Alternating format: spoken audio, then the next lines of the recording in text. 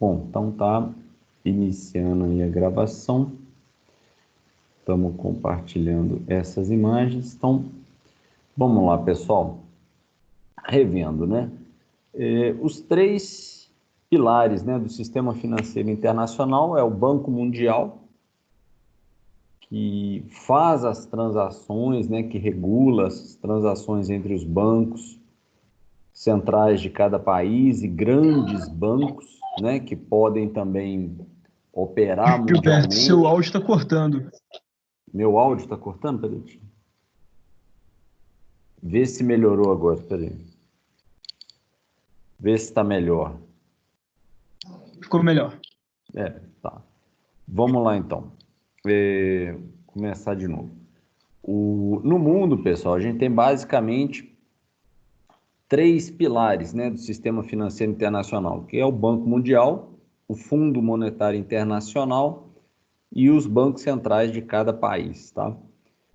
Alguns bancos, eles são bancos privados e, ao mesmo tempo, eles também são bancos centrais, tá? O caso mais comum que a gente pode citar aqui era né, até pouco tempo operava aqui no Brasil, era o HSBC.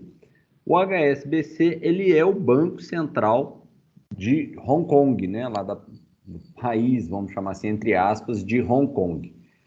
E é um banco privado, tá? Ele opera, as pessoas podiam ter conta naquele banco central. Existem outros bancos centrais que também funcionam dessa forma, né? Você tem alguns bancos no Japão que eles são considerados como braços de bancos centrais, tá? No Japão você tem um correio também que funciona como banco.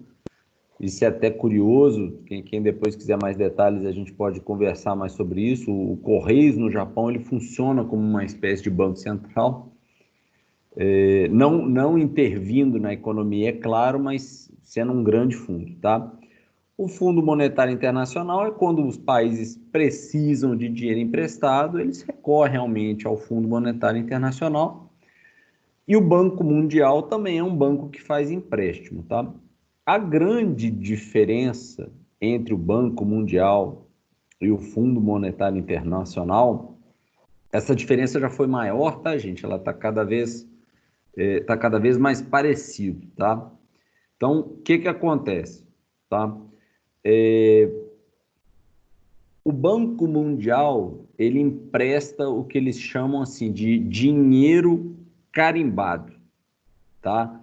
Dinheiro carimbado é assim, um determinado país precisa investir em infraestrutura, precisa construir um porto, ou então precisa investir em saneamento básico. O Banco Mundial empresta dinheiro para ser usado naquilo. E só naquilo a pessoa tem que cumprir uma série de regras, tá? O Fundo Monetário Internacional, não.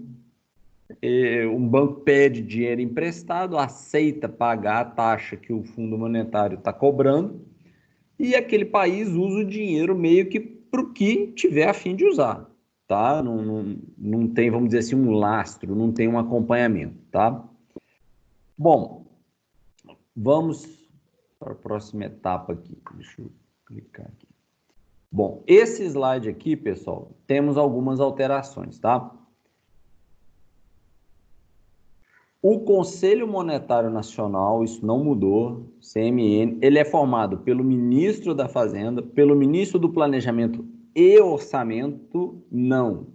Eu falei isso na aula passada, não é mais ministro do Planejamento e Orçamento. O correto é ministro do Planejamento, Desenvolvimento e Gestão. E pelo presidente do Banco Central. Então, na aula passada, eu errei o cargo lá do ministro. Na hora que eu estava citando, eu percebi, falei, esse negócio já mudou, tá? O Banco Central também não muda nada, ele é o agente que assegura o equilíbrio monetário, tá? E a Comissão de Valores Imobiliários, pessoal, a CVM, ela disciplina, fiscaliza e auxilia na expansão do mercado de valores. Eu tinha falado da BMF Bovespa, só que isso está desatualizado, tá? Agradecer a Roberta aí, né, que muito bem observou. Não é só mais BMF Bovespa agora.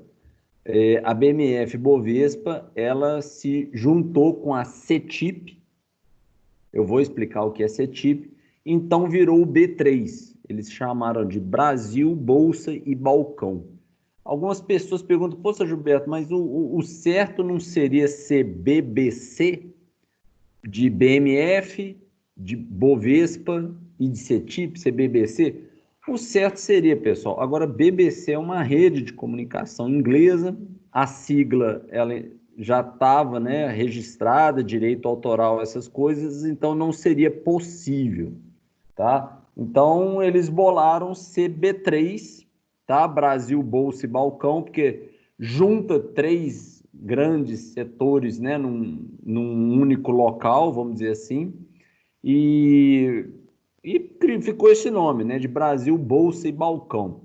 O pessoal brinca que eles também queriam chamar de BBB, mas a Rede Globo não deixou, tá? Mas o certo é que seria BBC, tá? Mas tem essa questão aí da rede inglesa de notícias, então optaram pelo B3, ok? Bom, e o que é essa CETIP, Gilberto? CETIP, gente, tá? É a Central de Custódia e de Liquidação Financeira de Títulos Privados, ok? Como é que isso funciona, Gilberto? Vamos entender a CETIP, gente, como se ela fosse, assim, um grande cartório que registra a propriedade das ações e dos títulos. Então, do mesmo jeito que você tem cartório de imóveis, né, vamos supor, eu estou comprando um imóvel do Rodrigo, coordenador. O imóvel é do Rodrigo, está registrado lá no cartório, né? Se acontecer qualquer coisa, se um dia o Rodrigo perdesse o documento, ele poderia ir no cartório e falar assim, me dá aí uma certidão que prova que esse título, que esse imóvel é meu.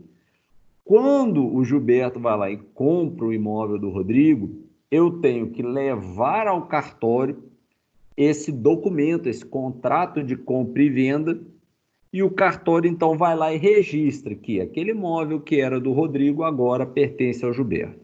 Isso funciona do mesmo jeito, tá? Para títulos e para ações. O que acontece? Se vocês começarem com o pessoal mais velho, né? Os tios, os pais de vocês vão provavelmente escutar falar assim que, poxa, investir em ação é muito perigoso, porque se a corretora quebra, todo o seu dinheiro vai embora.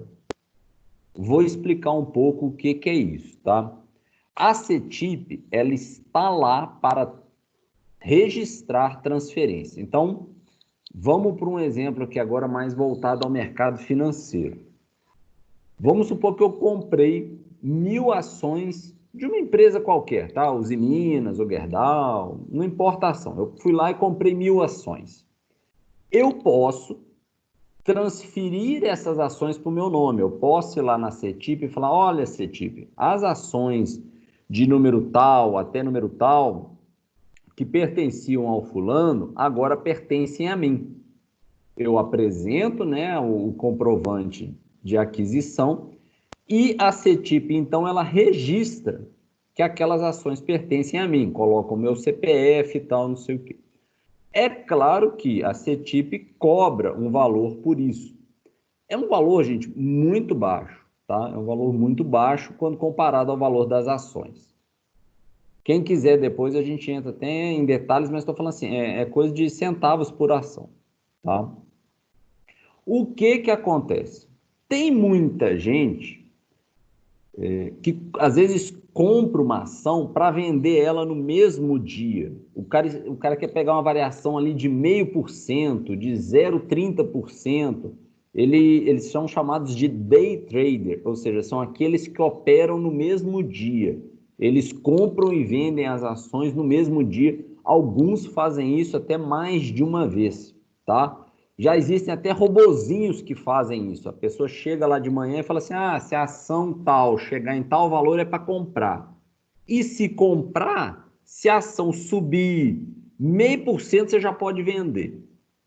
Então, o que acontece? Essas pessoas, elas, para maximizar o ganho delas, elas não registram essas compras na CETIP. Para quem elas estão vendendo, se a pessoa quiser registrar, a pessoa que pague, tá? Porque, assim, os custos da CETIP, gente, é igual o custo de cartório de imóveis. Quem paga por eles é quem está adquirindo aquele bem, né? Aquele patrimônio ou aquela ação. Então, existe muita gente que opera no mesmo dia e, por causa disso, ele não quer ter esse gasto com a CETIP, ok? O que aconteceu muitos anos atrás, aquilo que eu falei para vocês perguntarem para os pais de vocês, para os avós de vocês, talvez. As corretoras, elas compravam ações para as pessoas, né? Não é igual funciona hoje em dia. Hoje em dia você pode baixar aplicativos até no celular, você compra direto as ações na Bovespa, né? Na B3, faz operações na BMF, que também está na B3. E então, assim, você que está comprando e vendendo aquilo ali, e você pode optar por fazer o registro na CETIP ou não. Tem até uma expressão, né, que eles falam assim, ah, não, as minhas ações estão todas cetipadas. Quando a pessoa fala isso, o que ela está falando? Ela está dizendo que ela registrou aquela ação no nome dela, tá? E isso é recomendável, tá, gente? Mesmo que a pessoa pretenda comprar uma ação hoje, vender daqui a poucos dias, tá? O recomendável é que a pessoa faça isso, porque se acontecer qualquer problema, ela pode amanhã voltar lá e provar que aquelas ações são delas. Ela recorre à CETIP, vai pagar uma taxa baixíssima também, e a CETIP vai falar assim, não, essas ações são suas mesmo, tá? Eu sei de história de gente que tinha os registros tudo no notebook, não mandava nada para a CETIP, o notebook do cara queimou. Ele teve um prejuízo muito grande, ele perdeu muito tempo e muito dinheiro para recuperar aquilo ali, tá bom? Então, assim, é uma informação que vale a pena, tá? Vale a pena, mas, como eu disse, tem aqueles day traders, gente que compra e vende no mesmo dia, e a pessoa acaba optando por não ter esse gasto, por menor que seja, a pessoa quer maximizar o lucro e não faz isso, tá bom? Aí vem aquela pergunta, poxa, Gilberto, mas a pessoa consegue vender uma ação que não está cetipada no nome dela? Consegue, gente. Existem mecanismos de proteções, né? Lá na B3, você consegue ter esse mecanismo, ainda mais se for no mesmo dia. Você tem o registro que a ação veio para sua carteira e você, a partir daquele momento que a ação entrou na sua carteira, você pode vendê-la. Ok? Então, você não é obrigado a setipar a ação, mas você pode, você deve fazê-lo. Eu recomendo que faça, tá? Bom, então a CETIP é isso. Ela é a central de custódia e liquidação financeira de títulos privados, tá? Então, é um grande cartório. Ela faz isso para ações, ela faz isso para títulos. Tá, Gilberto, quais são os principais títulos que estão lá? São apenas títulos privados, tá, pessoal? Os títulos públicos, tá na parte de baixo aí do slide, eles são, vamos dizer assim, registrados na Selic, tá certo?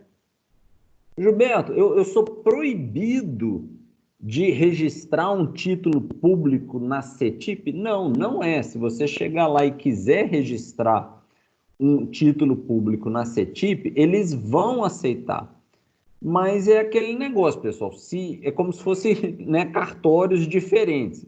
Se existe o cartório de títulos públicos, que é a Selic, e já tem toda a estrutura preparada para isso, o adequado é que você, tendo títulos públicos, você recorra à Selic, e você, tendo títulos privados, você venha na CETIP.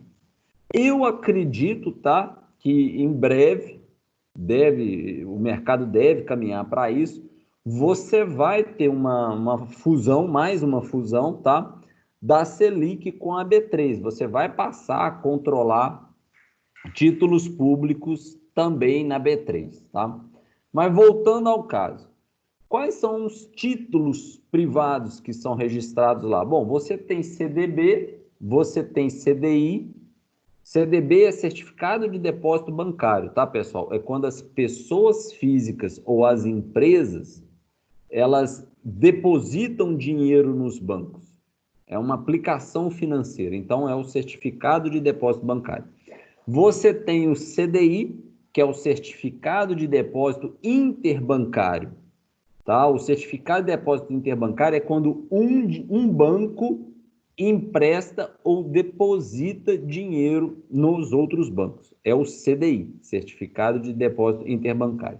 Aí você tem as letras, né? Você tem as letras agrárias, que são LCA, você tem as letras de imóveis, que são as LCIs, você tem títulos de renda fixa, tá? A CETIP é a maior central de custódia de títulos de renda fixa da América Latina e outros títulos menores, tá? Então, ela controla isso, ela faz o registro dessas operações, ela traz segurança ao mercado. Como eu disse no início, ninguém é obrigado a registrar um título na CETIP, mas a pessoa que está adquirindo um título e ele não está registrado, ela fica exposta aos riscos, né? Porque você tem desde o risco de má-fé. O que eu estou falando de má-fé? A pessoa que te vendeu um título, se ela percebe que você não registrou aquele título no seu nome, ela pode tentar vender o mesmo título para outra pessoa. Isso tanto vale para imóveis, tá, gente? Como vale para ações, como vale para operações, títulos de renda fixa, CDB e CDI. O que acontece, né? Muitas pessoas às vezes ficam assustadas quando eu falo isso, falam assim, pô, Gilberto, então quer dizer que eu estou colocando dinheiro no banco, eu estou investindo em CDB, mas aquilo ali pode sumir, pode desaparecer? Não, gente, não pode, tá? A tendência, porque o que acontece, tá? A antiga BMF Bovespa, ela também já tinha um registro próprio. Só que o que acontece? É uma questão legal, tá? É aquele negócio. Eu compro um imóvel, tenho um contrato de compra e venda assinado, só que em vez de levar lá no cartório de registro de imóveis, eu guardo ele na minha gaveta, eu estou correndo um risco muito grande, porque se o antigo proprietário agir de má fé, ele vende aquele imóvel, ele registra aquele imóvel no nome de outra pessoa. Se essa pessoa que comprou depois de mim for no cartório antes de mim e registrar, essa pessoa, mesmo tendo comprado o imóvel depois de mim, ela passa a ser efetivo dono do imóvel. O que eu vou poder fazer é mover uma ação contra o vendedor do imóvel, né, por má fé, por improbidade, e tentar reaver o dinheiro que eu paguei. Agora eu perdi o imóvel, tá? É por isso que no mercado tem muito uma prática, tá, gente? Que, abre aspas, só é dono quem registra, fecha aspas. Então, assim, a pessoa adquirir um patrimônio e não registrar é um risco muito grande, ok? O que também é importante a gente saber da CETIP, tá, pessoal? Que mesmo após a fusão, ela manteve todas as suas atividades, que são essenciais para o mercado. Então, às vezes as pessoas pensam assim, pô, Gilberto, então qual que foi a vantagem? A grande vantagem foi para a antiga BMF Bovespa, porque ela tinha que fazer um controle paralelo para então informar para a CETIP o que estava sendo registrado ou não.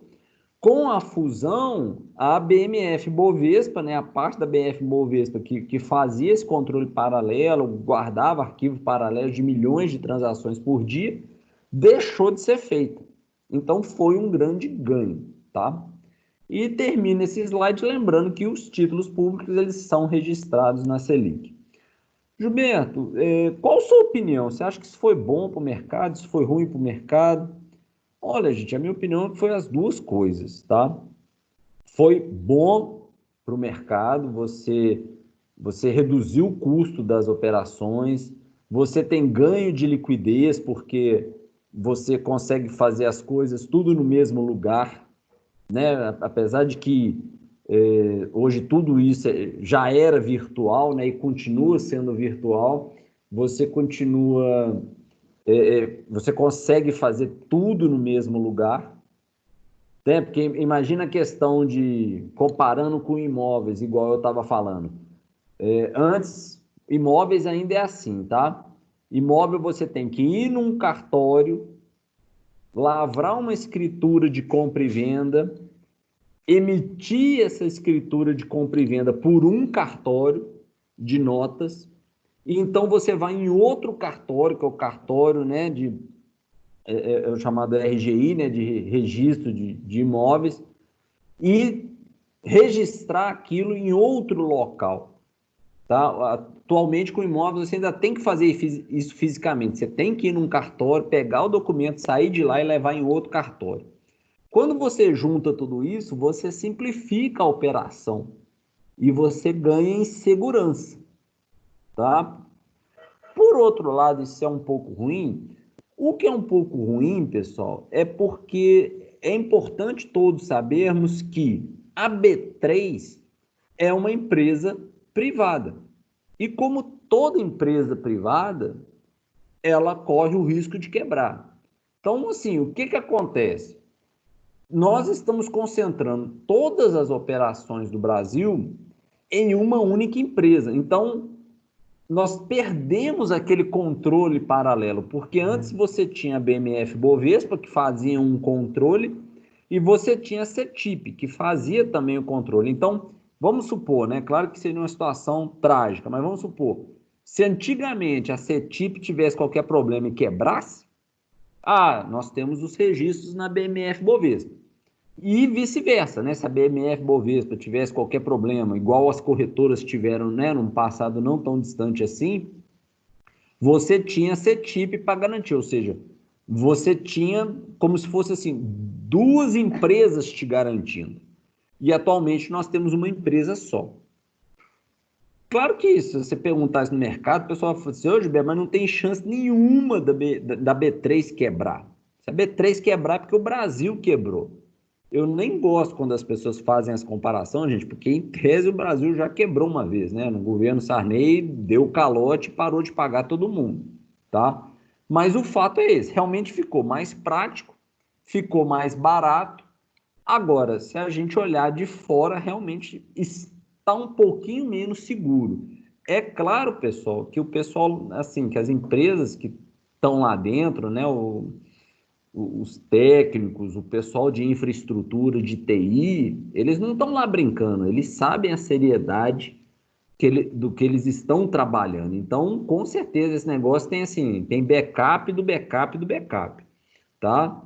Mas não deixa de ser uma questão assim para a gente pensar, tá? Que realmente hoje no Brasil você tem um lugar em que tudo acontece. Então, vamos todos acender uma vela e torcer para nunca acontecer nada com esse lugar, porque o dia que a B3 quebrar, o Brasil parou o mercado de ações e parou mesmo, e aí é o caos financeiro, tá? Bom, vamos em frente agora. Agora, isso é uma rápida revisão, né? Antes da gente falar de ações, nós vamos ver outras operações bancárias. A principal delas é o desconto de duplicatas, tá? Isso é questão de prova nossa, tá? O que é esse desconto de duplicata? Vamos primeiro entender duplicata. Duplicata é quando o empresário ele duplica as informações que tem numa nota fiscal. Então, ele tem as mesmas informações da venda que ele fez. E aí ele vai num banco e antecipa o recebimento daquele valor. Tá? É simplesmente isso que ele faz. O banco, é claro que ele está no mercado para ganhar dinheiro, então ele vira e fala o seguinte, olha, tudo bem, você tem R$ 100 para receber daqui a 28 dias, 25 dias, 20 dias, tá? Ótimo, ótimo negócio. Só que hoje eu te pago 95, eu te pago R$ 96 por esse valor. Claro que assim, a empresa não é obrigada a aceitar isso. Ela pode, não quero, acho que o juros está muito caro, vou procurar outra instituição. Então, assim, nenhuma empresa é obrigada a fazer isso, mas é uma operação muito comum, tá? Desconto de cheque. Desconto de cheque funciona da mesma forma, só que ao invés de ter a duplicata, você tem o cheque. Fatura de cartão de crédito. Embora o funcionamento, tá, gente, siga o mesmo raciocínio, No caso de desconto de venda de cartão, você não tem documento nenhum, você não tem título físico nenhum, você não tem a duplicata e você não tem o cheque. Lembrando que o cheque, né, assinado, ele passa a ter valor legal. Ok? Cheque especial, né, uma criação aqui do Brasil. O que que significa isso? É um limite pré-aprovado. É um dinheiro que você só vai pagar juros se utilizá-lo, vai pagar juros proporcionais à utilização, tá? E já fica lá esse limite aprovado para você. É claro que, mais uma vez, os bancos não fazem isso porque gostam da sua pessoa, né? Eles fazem isso porque eles te cobram, no mínimo, uma taxa de renovação. Costuma ser trimestral desse cheque especial. E, além disso, né, gente, algumas pessoas consideram isso um grande anzol. Por quê? Porque se você tem um dinheiro lá disponível, qual que é a tendência da maioria das pessoas? Ah, não, eu uso dinheiro lá no banco, o gerente me disse que os juros é baixinho, é pequenininho, então eu vou usar aquele dinheiro. Então, é uma forma de endividar as pessoas, né? Os bancos aqui no Brasil foram muito criativos nisso. Falaram assim, poxa, vamos deixar um empréstimo pré-aprovado na conta da pessoa, ela pode usar de maneira muito fácil, né? Porque basta ela dar um cheque acima do valor que ela tem em conta, né? Vamos pensar, eu tenho R$ 1.000 na minha conta corrente. Se eu der um cheque de 1.200, vai utilizar R$ 1.000 da minha conta e 200 vai ser do cheque especial, ou seja, imediatamente eu começo a pagar juros em cima de R$ 200. Isso para o banco foi um grande negócio, né? Para as pessoas no Brasil nem tanto, porque acabou gerando um certo descontrole financeiro. Tem gente que vive no cheque especial, a pessoa não consegue mais sair do cheque especial. E os juros do cheque especial, gente, ao contrário do que o gerente prometeu, eles não são baixos, né? Eles são de valores consideráveis. Não é, de longe, não é a melhor opção, tá? Existem outras opções melhores. Conta garantida. Conta garantida, gente, é o cheque especial das empresas. Só que, como tem uma garantia, né? Daí que vem o nome conta garantida, os juros costumam ser menor. Eu estava fazendo uma pesquisa em 2018 para 2019, a média do cheque especial do Brasil, né, das principais instituições bancárias, ela girou ali entre 5 e 7,5% do cheque especial. Já na conta garantida, os juros mensais estiveram na casa de 1,5% a 3%. Ou seja, os juros é bem mais baixo.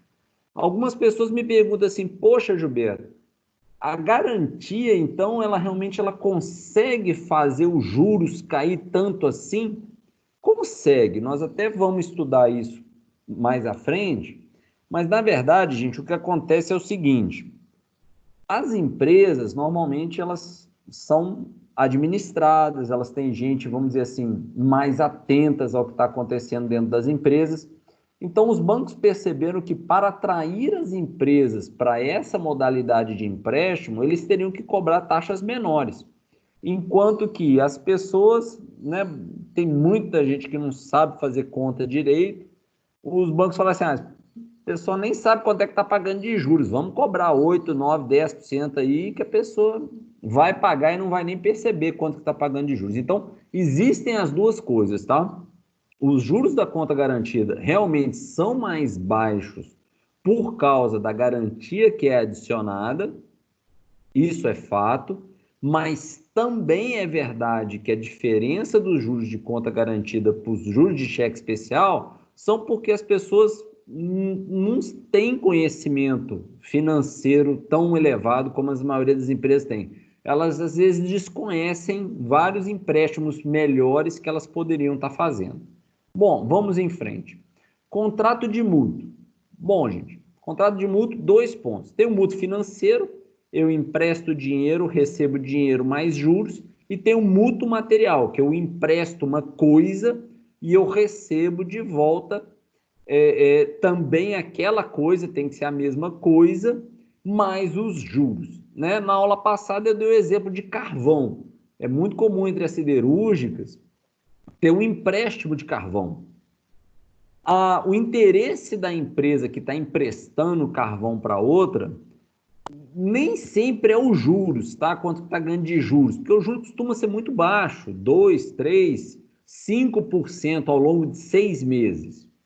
O interesse da empresa que está emprestando carvão é porque normalmente ela adquiriu mais carvão do que ela está precisando nesse momento e ela sabe que se ela ficar com carvão no tempo, cada vez que vai chover, cada chuva que o carvão pega, ele perde uma quantidade, em torno de 3 a 5%, e ele também perde capacidade calorífica, né? Ele esquenta menos quando vai usar. Então, na verdade, quando ela está emprestando, por exemplo, 50 toneladas de carvão, ela não está tão interessada em receber meia tonelada de carvão de juros. Ela está interessada em não perder 10, 12 toneladas de carvão que ficariam no tempo, ok?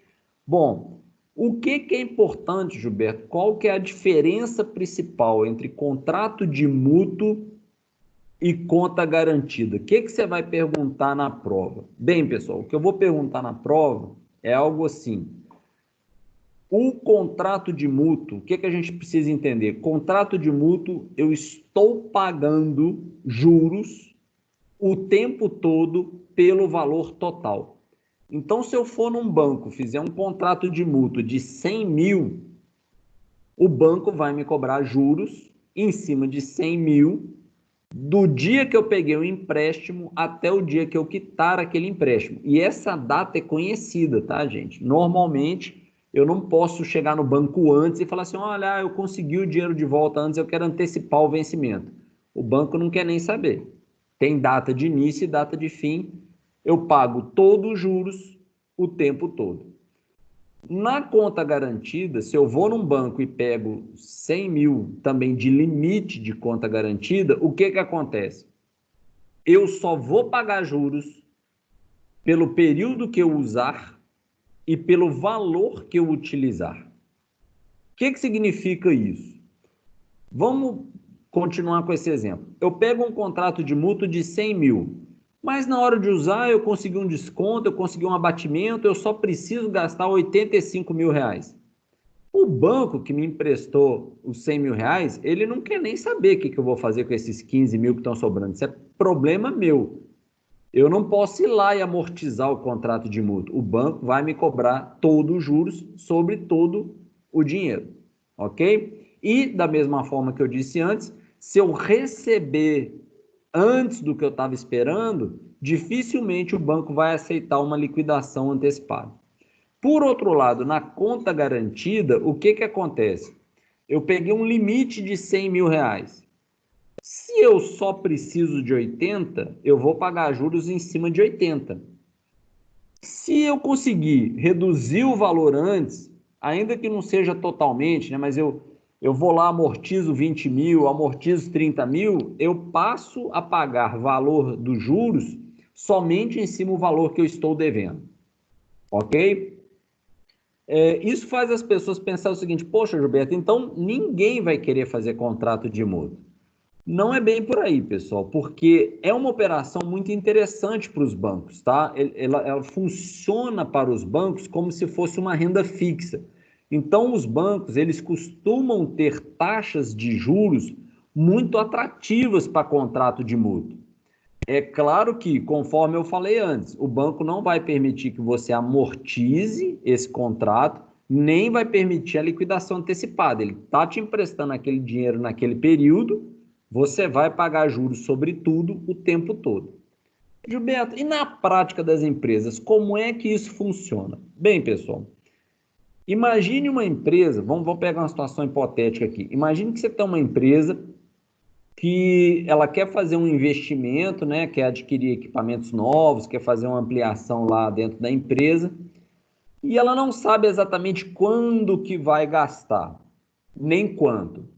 Ela faz um projeto, ela estima que ela vai gastar pelo menos 110 mil reais, podendo chegar a 160 mil reais. E ela acredita que ela vai conseguir pagar isso em 90 dias, tá? Qual que é a sugestão que eu daria para a empresa? Fazer contrato de mútuo ou fazer conta garantida? A sugestão que eu daria para essa empresa seria fazer 2 contratos. Eu pegaria a parte que ela tem certeza que ela vai gastar.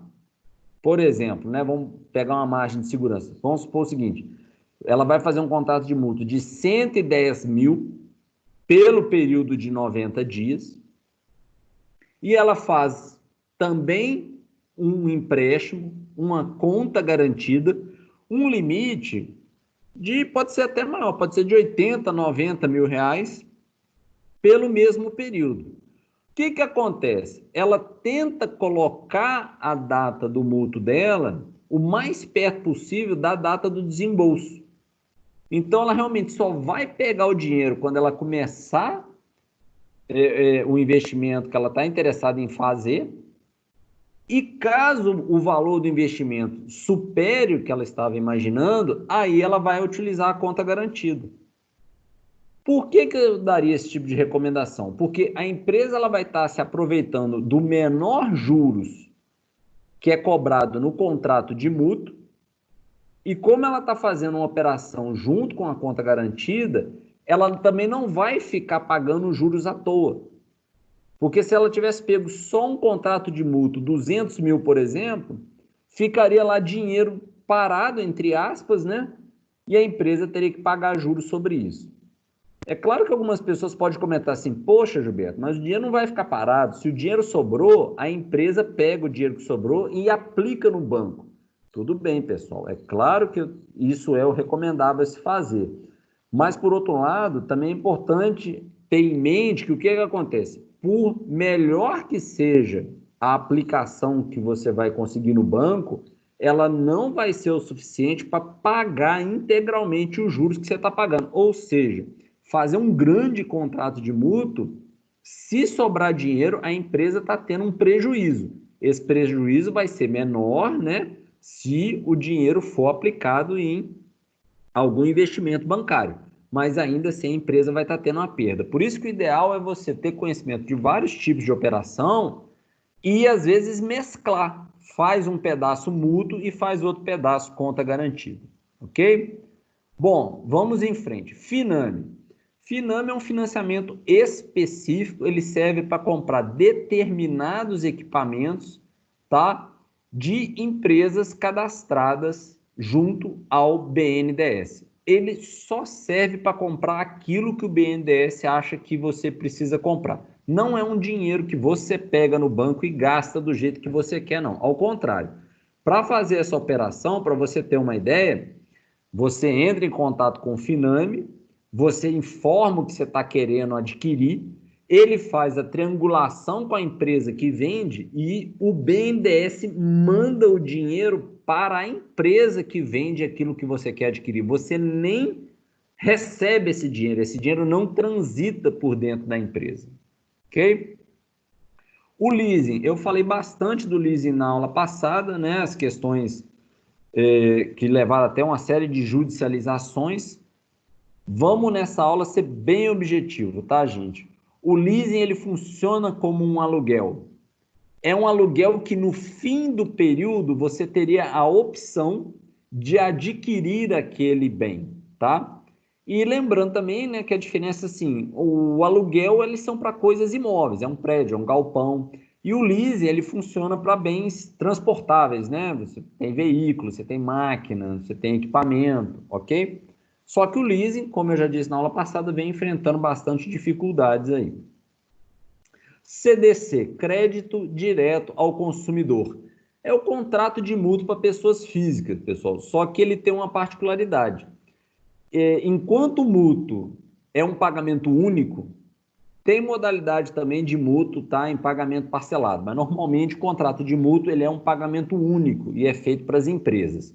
O CDC é o mútuo que é feito para as pessoas, só que ele tem que ter 2 ou mais parcelas. Então, quando a pessoa vai no banco, pede um empréstimo para pagar em 5 vezes, em 6 vezes, em 12 vezes, a operação por trás daquilo ali é um CDC. Alguns bancos têm nomes assim curiosos para essa operação, né?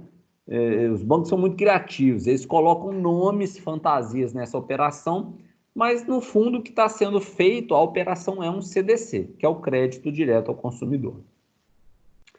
Empréstimo pessoal. Ele é muito parecido com o CDC, tá bom? Só que o que acontece? Não tem nenhuma garantia. O empréstimo pessoal, ele é o CDC sem garantia. E isso faz o quê? As taxas deles serem bem mais altas, tá? Porque no caso do CDC, você está adquirindo um produto, você está adquirindo um bem ou você está dando uma outra garantia.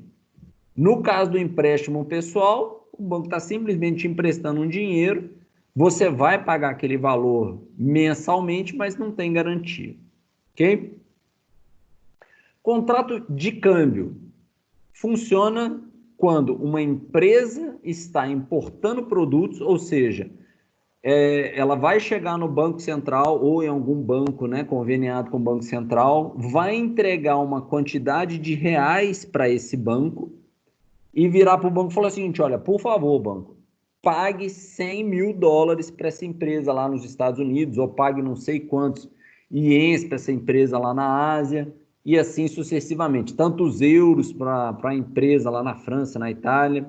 Ou seja, o contrato de câmbio ele serve para quando uma empresa, ou uma pessoa física também, apesar de isso ser bem mais raro, quando uma empresa ela precisa que o dinheiro seja enviado para o exterior, ok? A palavra câmbio, né, é porque acontece uma troca. Você troca reais, você cambia, né, do italiano, do latim, você cambia uma moeda em outra, tá? Toda operação de câmbio, gente, ela é feita via bancos centrais, tá? Não tem exceções para isso aí, não.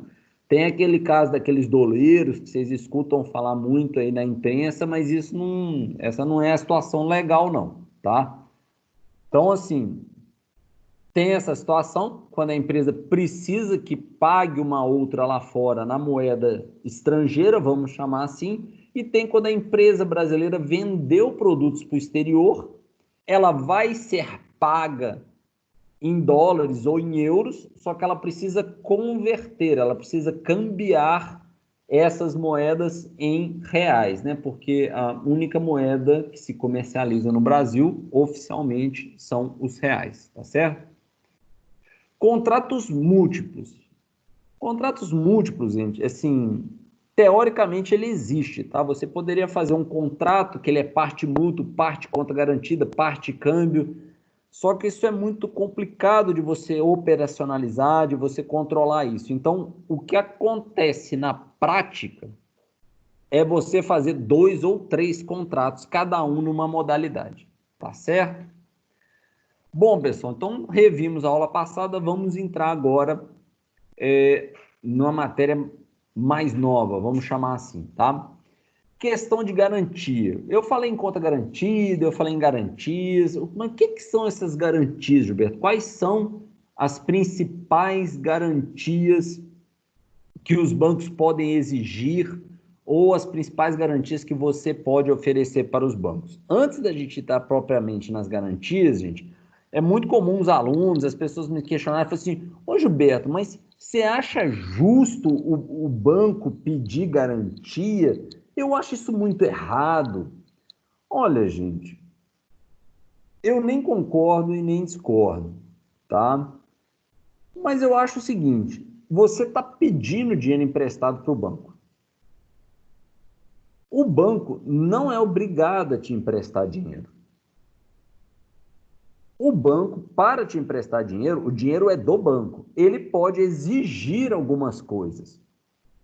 Você não é obrigado a pegar dinheiro emprestado com o banco. Então, você pode concordar ou não com a exigência que o banco está fazendo. É o que os advogados chamam de acordo entre as partes, tá? Vou fazer um paralelo com o aluguel de um imóvel.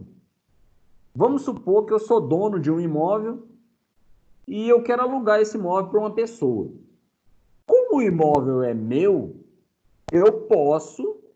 o imóvel é meu, tá? Eu posso estipular algumas regras. Eu posso virar para a pessoa e falar o seguinte, olha, estou te alugando meu imóvel, só que tem algumas condições.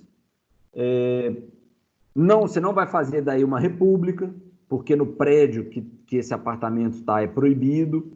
Você não vai poder ter animais, porque no prédio é proibido. Você não vai poder derrubar a parede. Eu quero que você assine um contrato que, se você quebrar alguma coisa, você tem que reformar e o custo vai ser seu. Ou seja, se eu estou alugando meu imóvel, eu faço uma série de exigências. A pessoa, né, ela pode concordar com essas exigências ou não. Ela pode falar assim: não, Gilberto, eu quero morar aí, mas se eu quebrar alguma coisa, o problema é seu. Eu não quero me responsabilizar por isso, não. A pessoa não é obrigada a aceitar. Mas do mesmo jeito que a pessoa não é obrigada a aceitar, eu também não sou obrigado a alugar meu imóvel. Tanto que no Brasil nós temos um déficit muito grande exatamente por causa disso. Tem muita gente que é dono de apartamento, o apartamento está fechado, a pessoa não aluga, por quê? Porque a pessoa quer estipular umas regras e não encontra ninguém que aceite. Então a pessoa prefere não alugar. Ok? Bem, do mesmo jeito que uma pessoa pode colocar exigências para alugar o seu imóvel para um terceiro, o banco, cujo patrimônio é dinheiro, ele é dono daquilo ali, ele também pode fazer exigências. Isso é justo? Não é questão de ser justo, gente. O dinheiro é do banco, ele é que define as regras.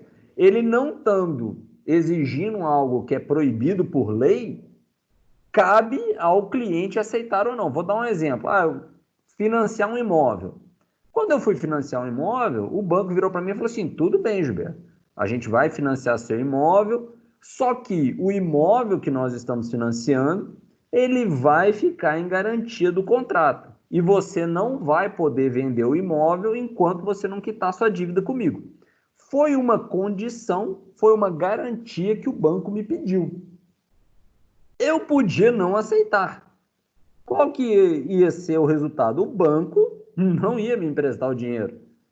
E eu, né, não teria aquele dinheiro para adquirir o imóvel. Então, assim, o banco não me obrigou a aceitar. Ele colocou uma condição. Ele falou: você quer dinheiro para comprar um apartamento? Tudo bem, eu te empresto com essa condição. Então, a garantia, gente, ela funciona muito desse jeito. A pessoa não é obrigada, mas a outra parte também não é obrigada. É o famoso acordo entre as partes. Bom, vamos em frente. Já que eu estava falando de imóvel, vamos começar pelas garantias reais. O que é garantia real, Gilberto? Existem, gente, nós vamos tratar basicamente dois tipos de garantia, tá? Nós vamos tratar as garantias reais e as garantias frágeis. Garantia real é como se fosse assim, é aquilo que existe, tá? É um imóvel, é um terreno, uma casa, um apartamento, é um navio, é um avião. Algumas pessoas até acham estranho, falam assim: pô, Gilberto, mas hipoteca não é coisa de bem fixa, não? É porque navio e avião, gente, tem uma lei específica, tá? E o registro, ele se dá na Capitania dos Portos, no caso de navio, obviamente, ou no DAC, né, que é o Departamento de Aviação Civil. Então, hipoteca é uma garantia daquilo ali, tá bom? Penhor ou calção também é considerado uma garantia real. Por quê? Tá? São bens móveis, ok? Podem ser máquinas, equipamentos, pode ser estoque de matéria-prima ou estoque de produto acabado e pode ser reses. Reses, o que é reses? É gado. Gado bovino, suíno, equino, tá? Então, assim, você pode fazer o penhor ou calção sobre isso. Não é muito utilizado, tá, pessoal? Não é muito utilizado. Os bancos, eles têm evitado esse tipo de operação. Normalmente, eles só fazem isso quando eles estão financiando a aquisição dessas máquinas, desses equipamentos, e praticamente não existe mais no mercado penhor ou calção de estoque de matéria-prima. Por que, Gilberto? Não é uma boa operação? Não é, gente. Teoricamente, ela é uma boa operação, mas o que acontece? Aconteceu a judicialização. Teve tanta empresa que ofereceu o estoque em garantia, não pagou o empréstimo e depois entrou na justiça pedindo para o juiz liberar a garantia de estoque, dizendo que aquilo era indispensável para a empresa, e ganhando, né, e conseguindo ganhar a liberação dessa garantia na justiça, Que o que os bancos fizeram? Os bancos não são bobos, os bancos aprenderam. Ele falou assim, não quero essa garantia. Porque ela é uma garantia real, mas o cara entra na justiça e quebra o contrato e não entrega isso. Então, essas empresas, né, que se acharam muito espertas, realmente elas ganharam aquele processo, continuaram com suas dívidas e tiveram as garantias liberadas, só que nunca mais elas conseguiram empréstimo. Então é aquele negócio, a garantia é uma perda também, tá? Toda empresa, quando ela entra na justiça para questionar aquilo que ela mesma assinou, ela tem que prever as consequências do que vai acontecer. Então tem muita empresa que não consegue mais empréstimo a juros baixos. Por quê? Porque o que ela tem para oferecer em garantia é máquina, é estoque de matéria-prima, só que ela mesmo já entrou diversas vezes com a ação questionando essa garantia. Então, foi a própria empresa que destruiu uma modalidade de financiamento que era muito interessante, porque os juros disso aí era muito mais baixo do que os outros juros que você tem hoje em dia, tá? Vamos em frente. Eu acho que eu passei duas vezes. Passei. Alienação fiduciária. A alienação fiduciária, pessoal, é a última das garantias considerada real, tá? E ela é considerada uma evolução da hipoteca e do penhor, tá? O que que acontece? A hipoteca, ela tinha uma desvantagem. Qual que era a desvantagem? Vamos supor que eu fui financiar um imóvel e muito antigamente, o que que o banco fazia? O banco financiava o imóvel e o imóvel ficava hipotecado em nome do banco. De quem que era a propriedade do imóvel? A propriedade era minha e a garantia que era do banco. Isso gerava uma demora muito grande. Se eu não pagasse a minha dívida, o banco tinha que primeiro entrar com uma ação de execução, que leva entre 5 e 10 anos, para provar que eu estava devendo. Depois que o banco provava que eu estava devendo, depois de 5 a 10 anos, para o banco conseguir provar que eu estava devendo, o banco tinha que pegar aquele resultado, né, da ação de execução e mover uma outra ação para transferir o imóvel de volta para o nome dele. Então, o que estava acontecendo, tá? Os contratos de imóveis com garantia hipotecária, quando a pessoa não pagava, não fazia acordo com o banco levava às vezes 15 anos para retomar o imóvel, fora os custos desse processo. Então, isso estava ficando absurdo. O que aconteceu com o desenvolvimento da alienação fiduciária? A alienação fiduciária, gente, ela mudou essa situação. O que ela faz? Quando tem um contrato de compra e venda, quem compra o imóvel é o banco. O banco é que fica sendo dono do imóvel. E ele assina um contrato comigo que, quando eu terminar de pagar, é que o imóvel virá para o meu nome. Entenderam a diferença? É uma diferença sutil, mas que em termos de cobrança, né, no caso de inadimplência, eu não pretendo ficar inadimplente, tá, gente? Mas no caso de inadimplência, ela facilitou muito a vida para o banco. Porque antes o banco comprava o imóvel, colocava no meu nome e torcia para eu pagar. Ok? Mas o imóvel já era meu. A propriedade já era minha. Com a alienação fiduciária, o que acontece? O banco vai, compra o imóvel fica na propriedade do banco, mesmo eu morando nele, tá? A posse é minha, mas a propriedade é do banco. E o imóvel, ele só vem para o meu nome definitivamente, ou seja, eu só viro dono mesmo desse imóvel depois que eu pagar tudo. Então, isso, apesar de ser uma diferença sutil, gente, isso trouxe uma segurança muito grande para os bancos. Porque no caso de uma inadimplência, ele não tem mais que mover uma ação de execução, provar que eu estou devendo, e então o juiz autorizar a transferir o imóvel para o banco poder vender e recuperar o dinheiro.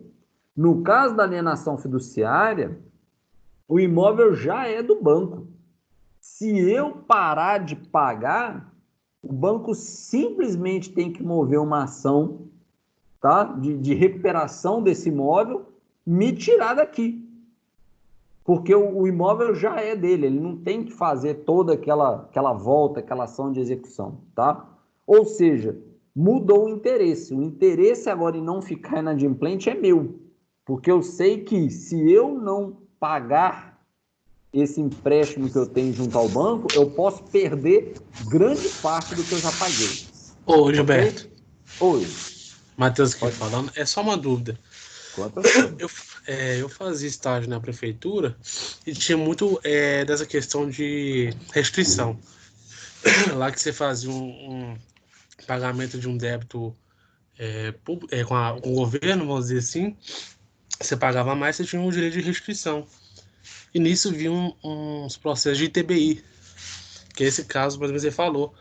Eu acho que a pessoa estava pagando uma casa, que o banco né, tem a propriedade. No início, acho que a pessoa pagou a mais, não sei, deixou de pagar, só que o processo ficava travado por essa questão, igual você falou. A pessoa desistia nesse momento, né? Que ela queria receber restrição, ela pagou uma conta, que ela tá na casa, mas desistiu de pagar. Desistiu de continuar pagando aquela casa, ou vice-versa, sabe? Ou Sim. o banco mesmo pagar um tipo de conta, e nisso ela ficar travada por questão de CND e tal, já é outra questão. Isso conta nesse tipo de processo de TBI? Sim, mas o que acontece aqui, tá? Explicar para todo mundo, gente. O ITBI é o Imposto de Transmissão de Bens, né? Toda vez que você compra um imóvel, o comprador, ele é responsável, tá, de recolher junto à prefeitura o ITBI. O ITBI, gente, para simplificar, é como se ele fosse o ICMS dos produtos, tá? Só que ele incide sobre os imóveis, tá? Ele é um imposto que você paga para a prefeitura, enquanto que o ICMS é um imposto que você paga para o Estado, no caso, Minas Gerais, né? O ITBI, ele é da prefeitura. O que acontece?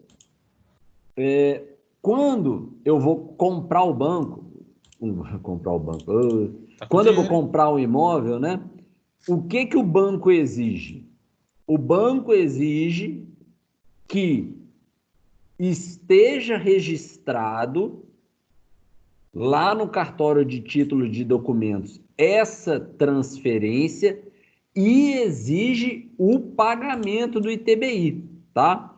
Tem algumas situações que o banco até ele me antecipa um pedaço do empréstimo para eu pagar o ITBI, mas ele só vai liberar o restante do empréstimo depois do registro, tá? Sim. Tem muito banco, inclusive, assim, que ele não me entrega o dinheiro, mas vamos falar em números que talvez fique mais claro. Vamos supor que eu vou comprar um imóvel de 200 mil, tá?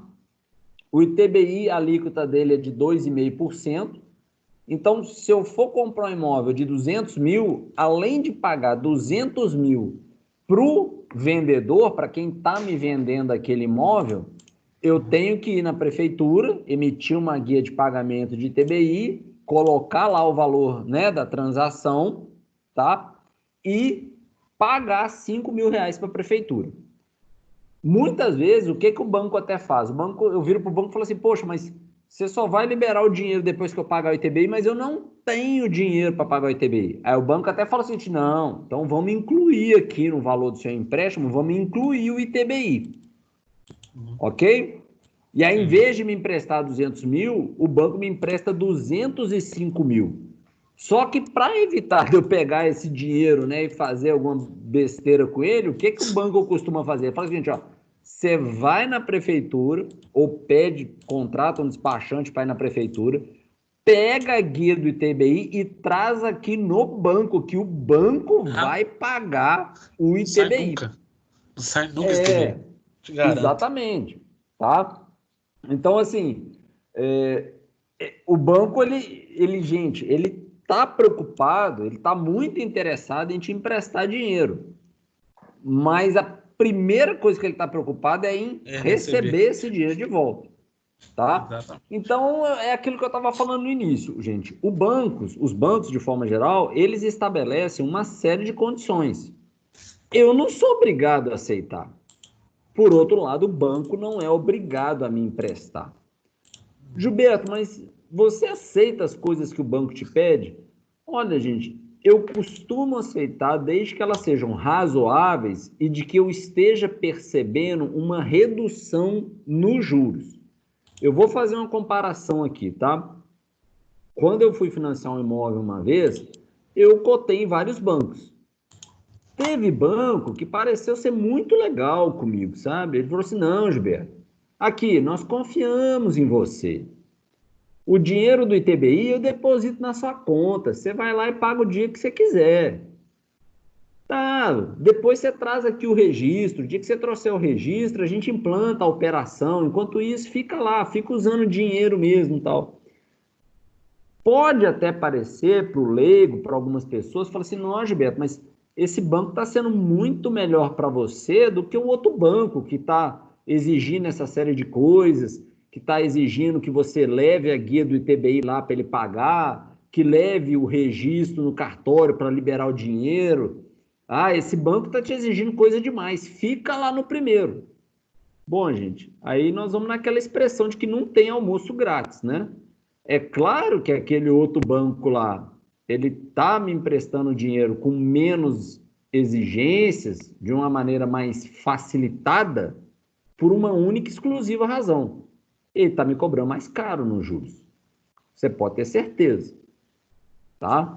E essa condição aí do ITBI, ô Gilberto, só para deixar frisado aí para quem for pegar essa condição, é fumo, porque ela só agarra por questão de CND, que é certidão negativa de débito, né? E todo banco tem um imóvel que não paga o IPTU, então é uma folha assim de uns 30 páginas, bem frente e Não, verso. com certeza. Só para a pessoa ter noção que é fumo, sem fumo. Com certeza, tá? Quando você está falando assim, no caso de eu ir comprar um imóvel que está no nome do banco. Isso. Aí, não é isso? Qualquer banco que você pegar aí. Não, com certeza. O que a pessoa tem que ter cuidado é o seguinte: uma coisa é eu comprar um imóvel de um terceiro com financiamento do banco, certo? Outra coisa bem diferente é eu comprar um imóvel que está no nome do banco. Aí vem esses problemas que você falou, tá? Sim. Normalmente os bancos estão tudo despencados aí. Volta e meia, às vezes as pessoas escutam, né? Já que a gente entrou nesse assunto, eu vou até falar sobre isso. Volta e meia as pessoas escutam e falam assim, olha gente, a Caixa Econômica Federal está fazendo um leilão de imóveis. Ela está vendendo imóvel barato, bem mais barato do que o valor de mercado. Isso é verdade, Gilberto? Isso é verdade. A Caixa Econômica Federal, ela costuma, desses imóveis que ela toma, né, de gente que não conseguiu ou que por qualquer razão não pagou o contrato delas, a Caixa Econômica Federal, ela toma esses imóveis de volta e coloca eles à venda novamente, né? Tem problema nenhum. Só que aí entra nessa questão que o Matheus falou. Qual que é o problema de você comprar um imóvel nesses leilões da Caixa Econômica Federal? É porque na hora que eu for registrar, na hora que eu for pagar o ITBI, se tiver qualquer problema na CND, né, que é certidão negativa de débito da Caixa Econômica Federal, e costuma ter, eu não transfiro esse imóvel para mim de jeito nenhum. Ou seja, eu pago por um negócio, eu posso até estar morando nele, mas é um custo danado, tá? Para eu conseguir transferir esse imóvel. O que costuma, gente, acontecer de tempos em tempos, tá? De 2 em 2 anos, a Caixa Econômica Federal, olha que coisa engraçada, ela já sabe desse problema. Então, o que ela costuma fazer de 2 em 2, de 3 em 3 anos? A Caixa Econômica Federal, ela vai lá, ela entra com ação na justiça, ela consegue uma CND limpa, vamos falar assim. Né? Ela consegue uma CND. E aí, o que ela avisa para todo mundo? Ela fala assim, galera, todos vocês que compraram imóveis aqui conosco, corre para registrar porque eu tô com a CND esse mês.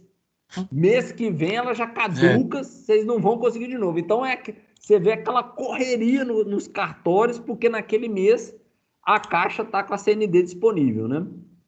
E aí Isso é uma situação assim complicada, tá? Agora, é aquela questão, eu conheço gente que comprou imóveis 30% abaixo do preço. E isso é muito dinheiro, né? Você pensar assim, eu tenho um conhecido que na época ele estava olhando um apartamento, o apartamento custava R$300.000 num determinado condomínio. A Caixa Econômica Federal estava vendendo um apartamento no mesmo condomínio, igualzinho. Eu até fui visitar, estava até melhor por dentro. Estava mais conservado, acho que eles pintaram lá e tal, não sei o quê. Estava vendendo por 212 mil. Então, assim, o cara economizou muita grana. Agora, ele deu ficou sorte também. ele deu sorte, assim, e ele ficou nesse desespero, sem saber quando que ele ia conseguir transferir. Tá? É claro que, qual que é a segurança, né? Segurança entre aspas. A Caixa Econômica Federal é que era a dona do imóvel. Ele estava fazendo um contrato com a própria Caixa Econômica Federal, né? Então, assim, a Caixa Econômica Federal, ela não ia vender aquele imóvel para outra pessoa. Né? Ela não ia cometer uma loucura dessa. Ela podia até cometer um engano, vender por engano, mas aí é muito fácil você entrar com ação contra a Caixa, a pessoa ia receber 2 apartamentos de indenização, né? Se a Caixa cometesse um erro desse. Então, vamos falar assim, é um risco que a pessoa corre, mas é um risco calculado.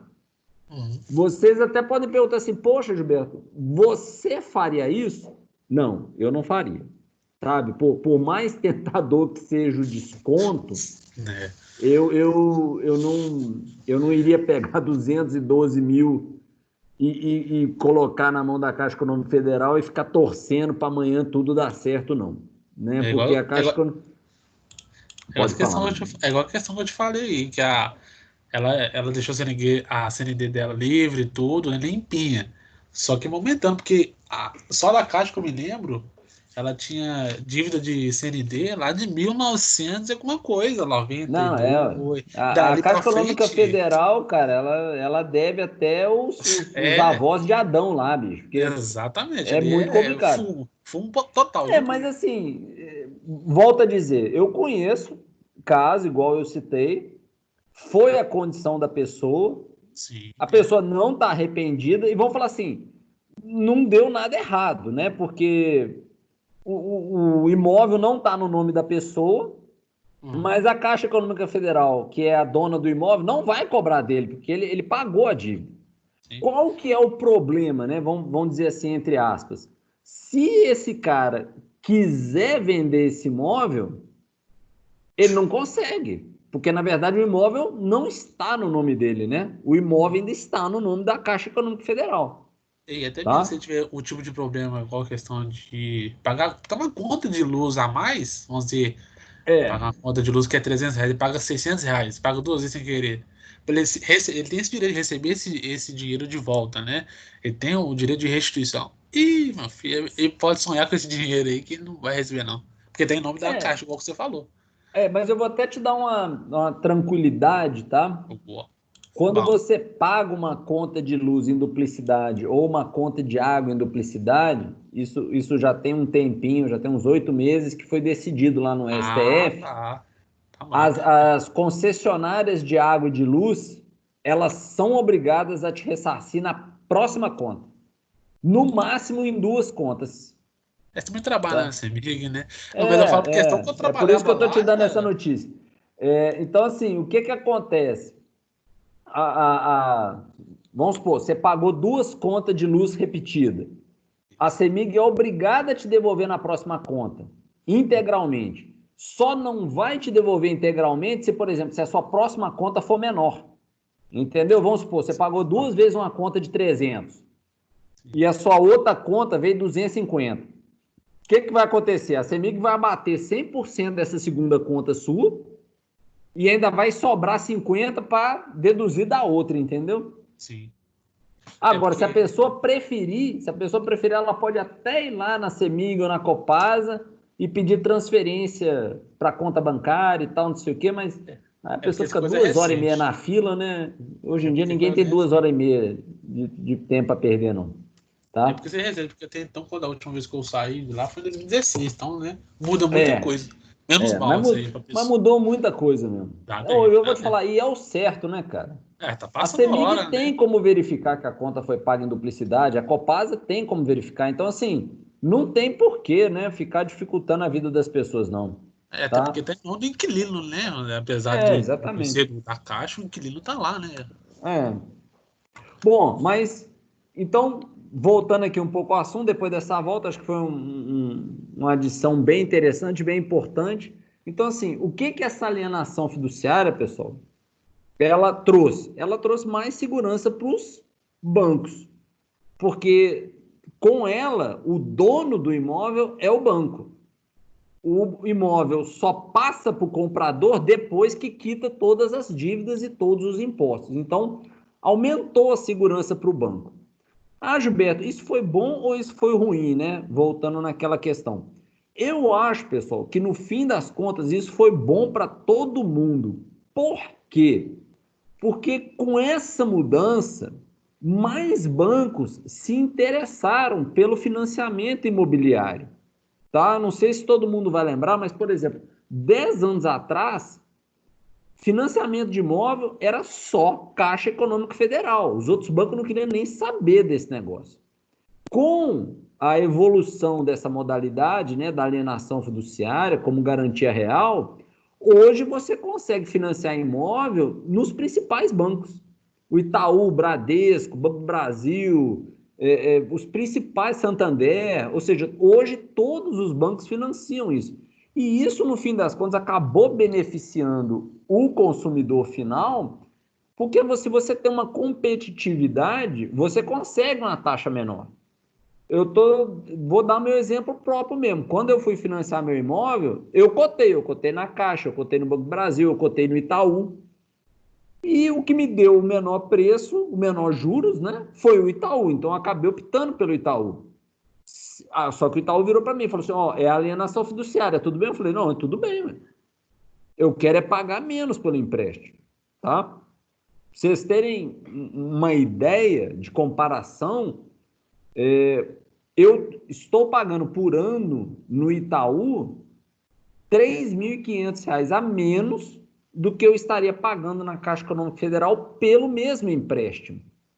Ou seja, a questão da alienação fiduciária, no fim das contas, ela beneficiou os bancos? Sim, mas também beneficiou os consumidores. Então é isso que a gente tem que entender, porque tem muita gente que às vezes fala assim, o governo fica fazendo esse negócio só para ajudar os bancos. Olha, gente, a gente tem que ter uma visão maior da situação. É claro que ele fez para ajudar os bancos, sim, os bancos foram beneficiados, mas no momento em que você aumenta a competitividade entre os bancos, você está beneficiando um bom cliente. Né? Então, ou seja, no fim das contas, sim, foi feito para ajudar os bancos? Foi. Mas eu sou aqui um cliente, eu estou com a intenção de pagar, então eu acabei sendo beneficiado também.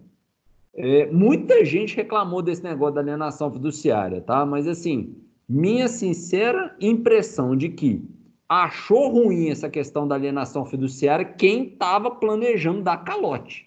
Quem estava falando assim, eu vou chegar lá, não vou pagar, o banco vai levar 5 anos para me arrancar do imóvel. Agora, quem entra realmente com a intenção correta, não ficou ruim, não, tá? Bom, vamos em frente. Bem, pessoal, nós começamos agora a falar das garantias frágeis. Garantias frágeis são aquelas que não existem, né? Elas são imateriais. A primeira delas é o aval. O que significa isso, gente? Né? O que é o avalista ou avalistas? São outras pessoas, tá? Ou outras empresas. Algumas empresas podem ser avalistas, outras, né, no estatuto social, no contrato social, proíbem que a empresa seja avalista, tá? Mas vamos nos ater aqui. O avalista é aquela pessoa que entra como um codevedor, um devedor auxiliar. é como se dissesse o seguinte, tá? Faz de conta que eu vou pegar um dinheiro emprestado no banco e eu chamo, sei lá, vou chamar o Matheus para ser avalista. É brincadeira, tá, Matheus?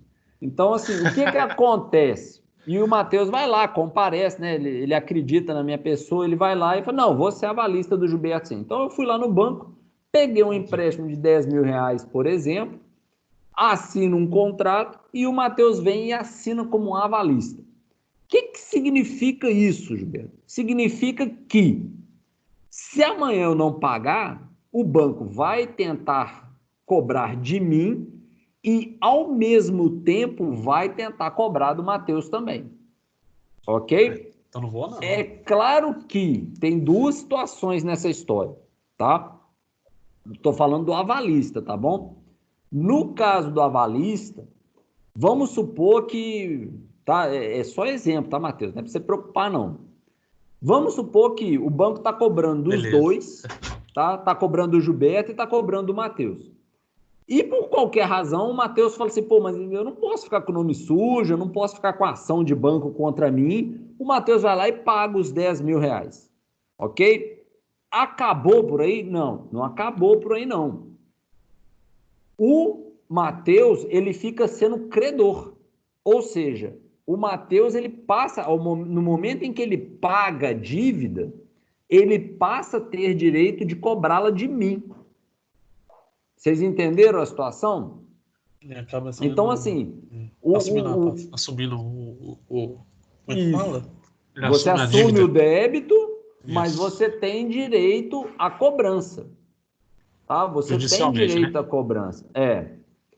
Os bancos, de forma geral, gente, o que eles gostam de colocar? Tá? Eles gostam de colocar o cônjuge como avalista.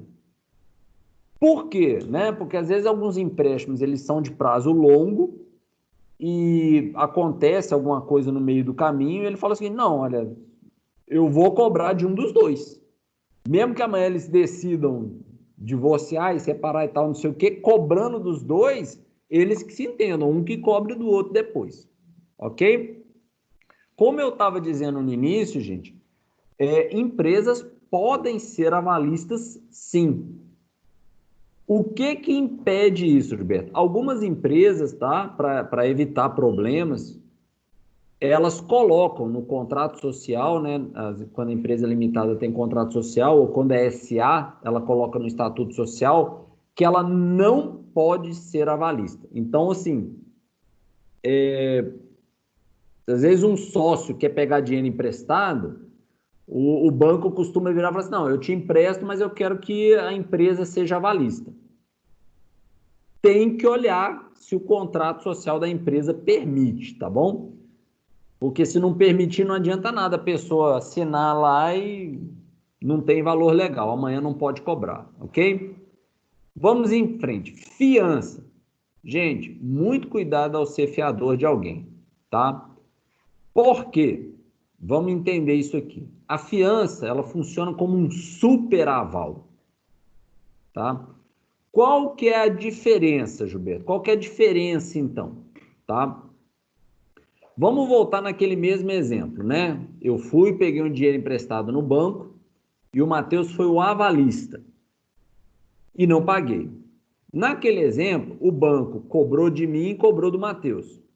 Só que o banco, quando ele estava cobrando do Matheus, ele não podia penhorar, ele não podia tomar a casa do Matheus, o imóvel do Matheus.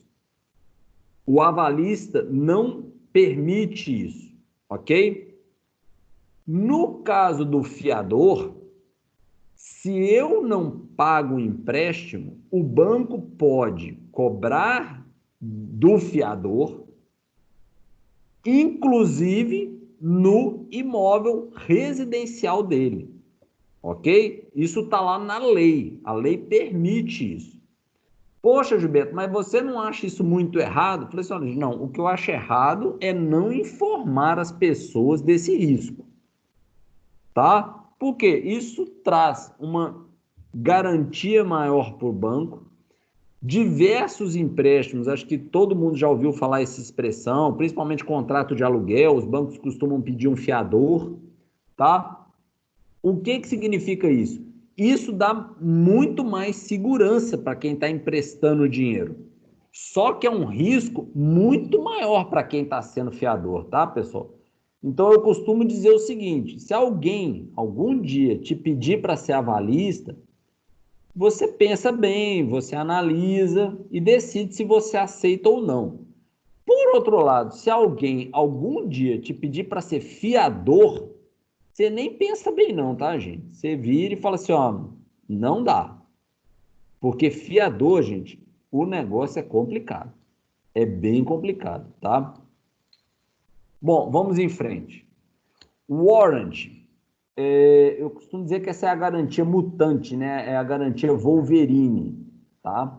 Por que isso, Gilberto? Porque ela é uma garantia, pessoal, que ela começa como frágil, porque ela não existe.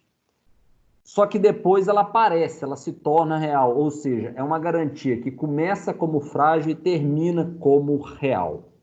Gilberto, que negócio que é esse, gente? Essa é a garantia, por exemplo, de safras de alimento. Então, por exemplo, o agricultor, ele vai lá no banco e fala o seguinte, olha, eu estou precisando de dinheiro emprestado para comprar semente, para comprar insumo, para plantar. Aí o banco vira para o cara e pergunta o seguinte, olha, mas que garantia que você me dá? O cara fala assim, não vou hipotecar minha fazenda, não vou hipotecar nada, não. Eu te dou em garantia a plantação. E o banco aceita. Ok? Vamos supor, nesse exemplo que eu estou dando, que o banco aceita essa garantia. Então, o que significa assim? Vamos naquele exemplo. O banco chega lá e vira para a pessoa e fala o seguinte, olha, você está querendo 150 mil reais emprestado. Ah, quanto é que está a tonelada de soja? Ah, tá 15 mil. Estou chutando, tá, gente? Ah, então eu quero, de garantia, eu quero 10 toneladas de soja. E assina o contrato. No momento que o contrato é assinado, existem essas 10 toneladas de soja? Elas não existem. O cara vai plantar ainda, vai pegar o dinheiro, vai plantar ainda. Elas vão existir daqui a 6 meses, quando o cara já pegou o dinheiro, comprou a semente, plantou, cuidou, colheu e sacou. Entendeu? Ou seja, é uma garantia mutante, tá? No Brasil, gente, praticamente só o Banco do Brasil que faz esse tipo de empréstimo, tá? Em outros países, ele é muito utilizado para financiar a extração de minerais, de petróleo, isso é muito comum. Por que que no Brasil, né, às vezes as pessoas me perguntam, ô Gilberto, por que que no Brasil só o Banco do Brasil que faz isso, gente? Bem, porque tem muito risco nesse negócio. Você concorda que, por mais sério que seja o agricultor, você empresta o dinheiro para ele. Eu não estou nem falando daquele cara picareta, não, tá? Que fala que é agricultor, na hora que o Banco do Brasil empresta o dinheiro, o cara some, faz festa, vai para live de sertanejo. Não é nem esse cara que eu estou falando, não. Eu estou falando do cara sério. O cara sério vai, pega o dinheiro, compra semente, planta, aí vem uma seca ou vem uma enchente. O que acontece? Foi tudo embora, perdeu. Como é que fica o Banco do Brasil? Ele tem alguma garantia? Ele tem o que cobrar? Não, ele não tem o que cobrar. O produtor, como é que fica a situação do produtor? Bom, gente, a situação do produtor fica a seguinte, ele vai ter que pegar outro empréstimo para tentar plantar de novo e pagar o primeiro empréstimo e o segundo empréstimo. Só que ele não vai poder só pagar empréstimo, ele também tem que viver, ele tem que recuperar a fazenda dele, ele tem que recuperar a plantação dele. Então, na verdade, esse tipo de empréstimo, gente, eles são cíclicos. É aquilo que todo ano o agricultor vai, pega dinheiro emprestado, chega no fim do ano, se a safra foi boa, ele paga tudo, troca de caminhonete, faz churrasco. Se a safra foi ruim, ele não paga tudo, ele enrola, manda um tanto da dívida para frente. Então, assim, são empréstimos, na verdade, de longo prazo, tá? E no Brasil, o único banco que se dispôs a fazer isso foi o Banco do Brasil. E, na verdade, pessoal, na prática, né, eu já conversei com diversas pessoas do Banco do Brasil, na verdade, essa prática da garantia do warrant, ela não é tanto pela garantia da safra. O que acontece na prática é o seguinte, o agricultor ele sabe que ele não pode deixar de pagar o Banco do Brasil, porque se ele deixar de pagar o Banco do Brasil, se ele deixar de ir lá e refinanciar o seu débito, no ano seguinte, ninguém vai emprestar dinheiro para ele, nem o Banco do Brasil, tá? Então, isso é uma garantia que existe na teoria, chega-se a assinar contratos disso, mas o que mantém esse negócio, o que mantém esse comércio, é a constante necessidade. O agricultor, ele se obriga a quitar ou refinanciar o débito com o Banco do Brasil, muito mais porque ele sabe que no futuro ele pode ter um imprevisto e precisar de dinheiro, do que realmente que o Banco do Brasil vai lá e vai tomar as sacas, vai tomar o que está em garantia, tá? Eu, inclusive, assim, já escutei pouquíssimos casos em que isso acontece, tá? Do Banco do Brasil ir lá e realmente pegar parte da plantação em garantia. Isso é muito raro, tá? Mas tá aí a prática que acontece nisso, tá? Bom, pessoal, nós estamos encerrando a aula de hoje. Na semana que vem nós vamos dar sequência nessa parte do risco, tá? Apesar de ser bastante slide, nós estamos praticamente, sim, no finalzinho da matéria, tá? E o que vai acontecer na semana que vem?